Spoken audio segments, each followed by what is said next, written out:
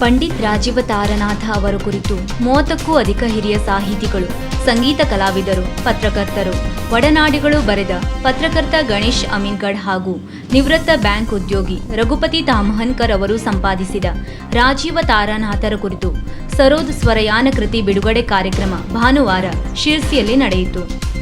ನೇತ್ರತಜ್ಞ doctor Shivaram KV, ಸಂಘಟಕ R N. Bhat ಸುಗಾವಿ, sitar ವಾದಕರಾದ ಆರ್.ವಿ. Hegde ಹಳ್ಳದಕೈ, ಬಿಂದು ಹೆಗಡೆ, ವಿನಾಯಕ್ ಹೆಗಡೆ, ಗಣೇಶ್ ಅಮೀನ್ಗಢ್, ಸಿಂಧು ಹೆಗಡೆ ಇತರರು ಉಪಸ್ಥಿತರಿದ್ದರು. ಸಂಗೀತಾಸಕ್ತರಿಗೆ, ಸಾಹಿತಿಗಳಿಗೆ, ಸಾಹಿತ್ಯಾಸಕ್ತರಿಗೆ ಉಪಯುಕ್ತವಾಗುವಂತಹ ಕೃತಿ ಇದು. ಅವರ ಪಂಡಿತ್ ರಾಜೀವ್ ತಾರಾನಾಥ್ ಅವರ ಕುರಿತಂತೆ ಬರೆದಂತಹ ಲೇಖನಗಳನ್ನು, ಸಂದರ್ಶನಗಳನ್ನು ಮತ್ತೆ ಮತ್ತೆ ಓದಿದಾಗ ಅರ್ಧಗೊಳಿಸುವಂತಹ ಅನೇಕ ಬರಹಗಳು ಈ ಪುಸ್ತಕದಲ್ಲಿ ಇದೆ.